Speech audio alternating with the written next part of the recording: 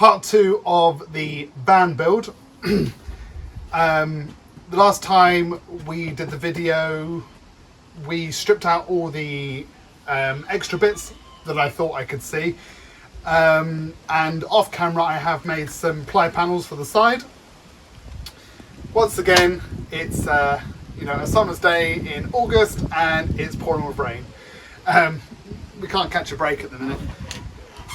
So the floor is completely out now, ceiling's out, trim back some of the dangling cables, and yeah, I think we are pretty much good to go. So I've brought some anthracite grey coloured carpet, and we've got some spray glue. Now this won't be an instructional video. I don't know, well enough what I'm doing to give any tips, but I'm just going to wing it, take my time. I'll put you on time lapse, and yeah, we'll go from there.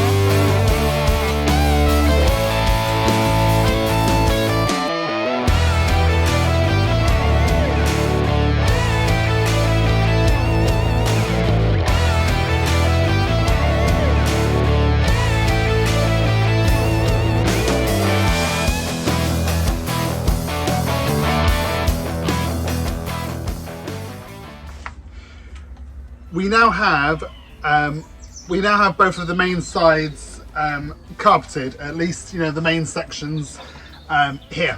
Now that was on time lapse, and I thought that it was going to take me a while, so I thought that would be the best way to record that. However, 2.5 hours for both sides or so, I'm sure turned into about 30 seconds on time lapse. So I'm going to try my best to sort of slow that down. I'm not sure how much you're seeing before videoing this now. But either way, we are on to these side panels. Now, we've got a good fit with them. They feel pretty good. The one thing I need to do, and it's a trick a friend taught me, is we need to try and locate these holes onto the carpet. Now, you could just stick a screwdriver in, but as soon as you pull your screwdriver out, I feel that the carpet's going to just, go back to a hole again. So, the trick he taught me was to use just a standard soldering iron. Now basically what you do is very simple. You put it in place where you think it's supposed to go roughly, and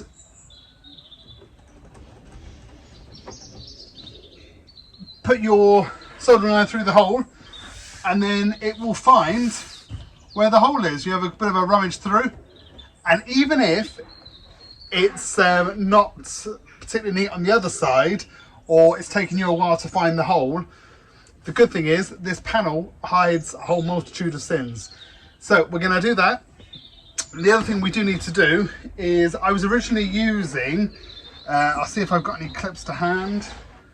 No, they've gone. So I was originally using like the popper clips. So like a rule plug style, you push the pin in, it expands and fills the hole.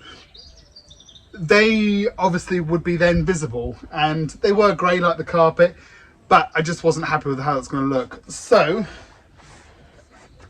I have been given some of these. So these things here, if you think about this gap in between, the plywood goes in the gap there, and then the corkscrew styly just pushes in the hole. These have to go in before carpeting, and then you carpet over the top of them. I'm also then going to force in a bit or so the diameter of that down so it sits fairly flush with the ply, and then basically it hides and you can't see anything. I have done the other side, but I won't reveal that until I've done the side as well. So yeah, that's the plan. I'll get on and do that, and then I'll show you how it looks.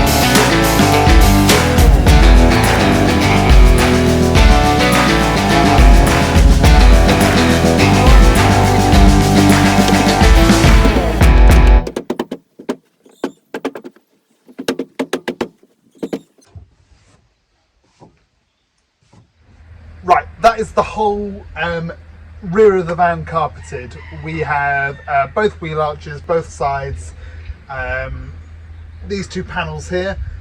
Above the windows, the carpet continues all the way on to the driver's and passenger seat there, ready for a headlining to be made. I've made up two side panels as you've seen, and they're carpeted and installed. Two extra panels had to be made up to go around the rear seat belts. And yeah, this is now almost a complete rear end. I do still have to do the metal above the door opening here, because that hasn't been done. But all in all, I'd say that four-way stretch carpet is totally a doable job for anyone with zero experience. The carpet itself is so forgiving. There was many times when I would get creases, make mistakes, overstretch, understretch, and it just wouldn't sit right. I don't know whether it was down to the carpet itself, or whether it was the adhesive that was super sticky. Transporter HQ is where the adhesive came from. It remained sticky for ages. There was times when I'd have to peel it back up 5 minutes later and then re-stick it, and it still held its stick really well. Some of the shapes around the wheel arches were quite complex shapes, and I've managed to sort of find all the details there. Yeah, big shout out to Transporter HQ. I'm sure that's actually where the carpet itself came from as well. although it was supplied to me by a company called Glass for Vans here in Cornwall, who sells it on behalf of Transporter HQ. But yeah, I bought 10 meters. I've easily got enough left to do the bits on the headlining that I need, along with the 2 door cards as well, for the rear seats here. But yeah, all in all, really easy job. The one thing I would say is have loads of Stanley knife blades to hand, because a couple of cuts and the blade is blunt instantly. But yeah, it's totally transformed from what we did have with all the shuttle bus panels on the side here to now being stripped back and then having a lovely tactile surface, like the carpet. It's a totally different van. So I'm going to end part 2 here. Part 3, we're going to start to make the headlining with a hidden lighting system built into it, is what I'm thinking. We also need to do some leisure electrics with a leisure battery. And yeah, I think that's what we're going to do next. So thank you for watching. Always remember to like and subscribe, and have a good day.